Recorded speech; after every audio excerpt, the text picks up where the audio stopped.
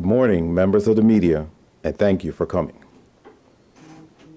In recent weeks, I've received numerous questions surrounding the vacant position of Commissioner of Education, and as I've repeatedly stated, as the minister responsible for education, operational and personnel placements are not under my direct remit.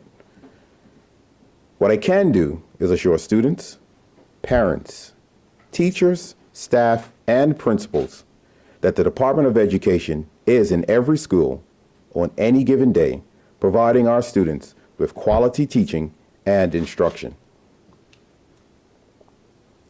As I make this assurance, I do so knowing that while the position of Commissioner has been vacant, the work has continued. The ministry and the department, as well as school principals and the administrators, are making sure all education requirements are met and work is progressing as set out at the commencement of the school year. To assist with the progress that is happening in our schools, Ms. Kalmar Richards has been asked to act in this interim period as Commissioner of Education. I am pleased to learn that she willingly accepted and will start on Monday, December 11th. Ms. Richards is no stranger to us or to our community. For the past 20 years, she has provided exemplary leadership and stewardship as the principal of Cedar Bridge Academy. Ms. Richards is respected by her peers, parents, and students, and is known as caring and firm. She is a leader that believes in change and making a positive impact on our community. We are very appreciative that she has agreed to this assignment. I look forward to working with Ms. Richards as she steps into the lead and support the exciting developments taking place within public education. Ms. Richards will serve in the position until a new Commissioner of Education is hired. The next step will be for the Board of Education to begin the search for a suitable candidate. The Board of Education is responsible for advertising, interviewing, and selecting a candidate for referral to the Public Service Commission for final approval. As I announced last week, the ministry, the department, and the Board of Education have completed the community-driven, multi-year strategy, Plan 2022, which is available for the public to review on our website. This is an extremely focused report with benchmarks and measurable outcomes. Implementation will begin in January 2018. Plan 2022 was led by Lisa Smith and a team from the Department of Education. Ms. Smith was seconded from the Harrington Sound Primary School in 2016 and will continue to lead the implementation of the plan along with the acting commissioner and the Department of Education team. As stated in Parliament last week, this plan will not sit on a shelf. It will be implemented because we are accountable to the students and to all those who supported the design and drafting of Plan 2022.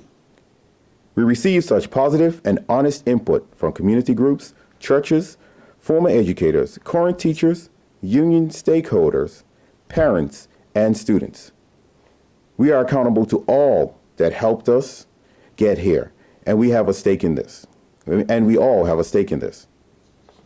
The Department of Education is ready to begin the implementation, and I am pleased to learn that steps have been taken and recruitment has begun to have all the necessary staff in place to carry out the objectives set forth in Plan 2022. Before I take your questions, I would like to take the opportunity to once again thank the ministry and the Department of Education for staying the course and working every day to give our students the very best education.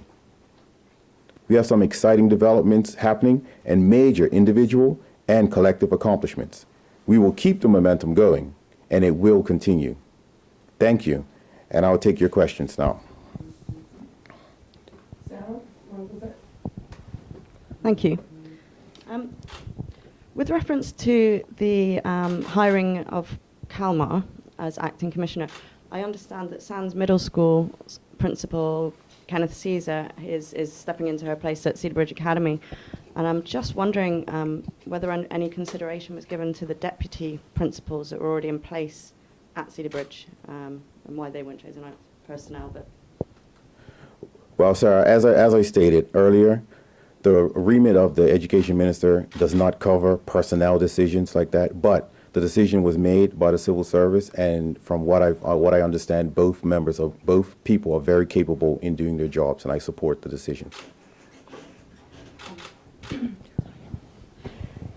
With reference to the strategic plan, I think you made reference in the House of Assembly about the middle school, so there wasn't much mention of that in the plan, and it's probably more of a long-term thing that the PLP is looking to do.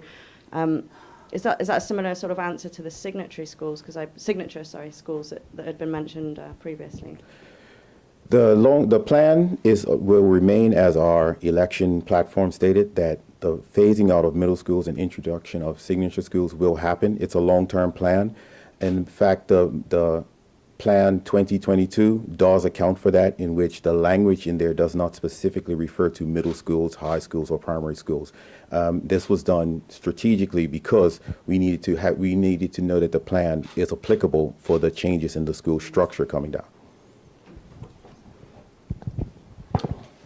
Good morning, Minister. You stated that Good morning. as Minister, you're not directly involved in the operational and personnel placements.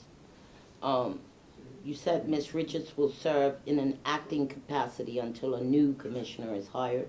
The last acting commissioner served for 2 years. Can you timeline? In an ideal world, the new commissioner will be in place before the beginning of the new school year. However, the remit of hiring that falls under the Department of Education, and as I stated, they will start that search in January. Okay. Understanding that you're the latest minister in a long string of ministers in this ministry, there's been acting commissioners ever since the very first. What is the problem in finding a suitable candidate, particularly when you've had a number of education people serve in that capacity for extended periods? Again, Ciola, I reiterate that I don't have control over personnel matters like that, and I am every confidence that the people that we do put in place are capable of doing the job. Okay, one last question. It's a matter of public record that there is a case pending involving Dr. Evans against the ministry, i.e. government, which ultimately falls on the taxpayers. What do you say to tax-paying citizens that, once again, whatever's going on in that ministry, the public's going to end up paying for it?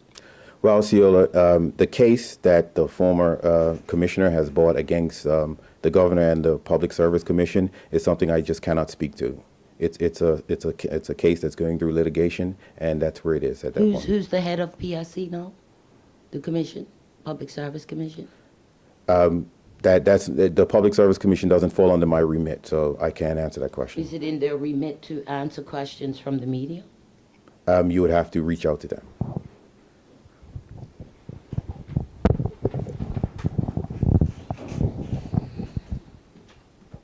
Minister, how confident are you of Ms. Kalmar Richards? How you feel about that appointment personally? From what I know of Ms. Richards, she is a dedicated individual and results oriented. If you look today, there was an article in the newspaper from her fellow principals who have honored her for her 20 years at Cedar Bridge, which speaks for itself. When you gain accolades from your peers, it does show that you are someone who is well respected within your occupation. Do you have any say in getting this whole commissioner appointed up and running as soon as possible, because the ones that are suffering are the children and the education system? As I said, I don't. Are you putting any pressure behind the ministry as the minister to get a resolution? Like always, Trevor, like you, everything that I do and everything that I say and every directive I give is about the children and our students of Bermuda. So we are looking to get things in place as quickly as possible down at the department, but we can't, this is one of those things where we just can't rush. We need to take our time and make sure we do it right.